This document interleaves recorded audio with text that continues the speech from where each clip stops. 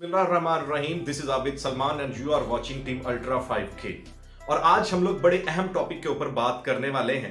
एक आ promise land जो कि बुक लिखी गई है बराक ओबामा की तरफ से, ex president of America.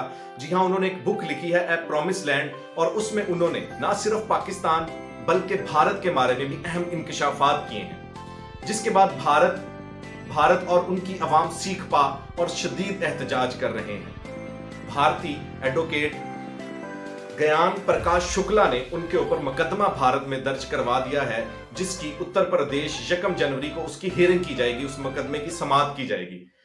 Barack Obama ने अपनी किताब में लिखा कि भारत एक इंतहा पसंद मुल्क है और इंतहा पसंदी को ना सिर्फ सरकारी सतह पर बल्कि निजी सतह पर भी प्रमोट कर रहा है, जिसकी वजह से भारत के अंदर नफरत, इश्ताल अंगेजी और दूसरी किस्म की बुराइयां जो हैं वो जन्म ले रही हैं।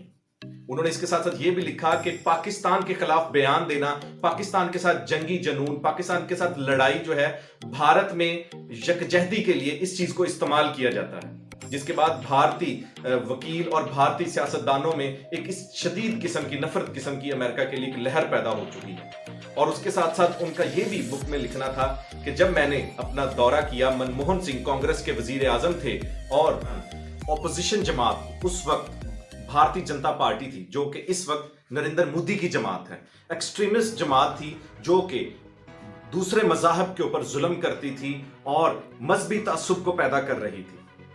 अब ये सारी बातें उन्होंने की, जिसके बाद भारत में एक नई बहस छिड़ गई है अमेरिका के खिलाफ। और जो बाइडेन जो थे वो उनके साथ नायब सदर थे बराक ओबामा के साथ, और वो हमेशा से भारत को उनका असल चेहरा दिखाते रहे हैं। अब यही वजह है कि जो बाइडेन के बाद भारतीय लोग अमेरिका से नफरत करना, भारतीय सियासतदान शुरू हो गए हैं।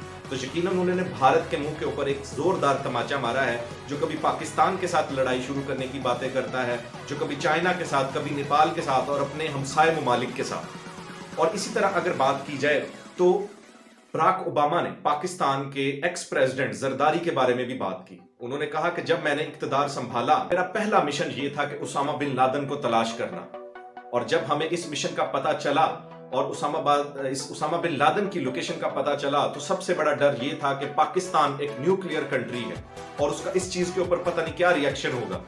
तो उन्होंने इस ऑपरेशन को खुफिया रखना चाहते थे और अमेरिका में चंद एक लोगों को इस ऑपरेशन का पता था। वो अपनी किताब में लिखते हैं कि इस ऑपरेशन को जब हम लोगों ने किया तो सबसे मुश्किल टाइम हमारे ऊपर ये था कि हम पाकिस्तान के सदर को इस चीज के बारे में कैसे बताएं। उनको डर था, वो खुद लिखते हैं कि पता नहीं उनका आगे से क्या रिएक्शन होगा। लेकिन उन्होंने बताया कि मैं हैरान था, मैं खुद परेशान हुआ इस चीज के ऊपर कि जब मैंने सदर जरदारी को कॉल की तो उन्होंने आगे से मुझे मुबारकबाद दी।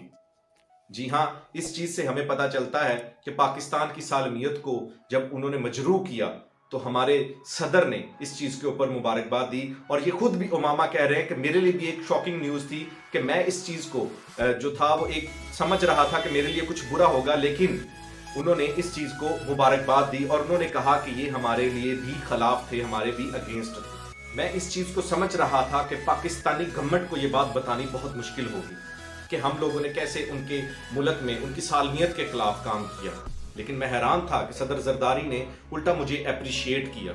और जो बाइडेन भी मुझसे, वो हर मामले में बुक में लिखा है कि जो बाइडेन के साथ मशवरा करते थे और जो बाइडेन उनको इस चीज के ऊपर रोकते रहे, लेकिन जब उन्होंने ये काम किया, ऑपरेशन किया और उसके बाद प्रेसिडेंट जरदारी को कॉल की तो उन्होंने आगे से उल्टा अप्रिशिएट किया उन्हें और मुबारकबाद दी।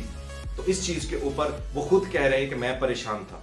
वीडियो पसंद आए तो लाइक एंड कमेंट जरूर कीजिएगा और हमारे चैनल को सब्सक्राइब करना ना भूलिएगा। Thank you.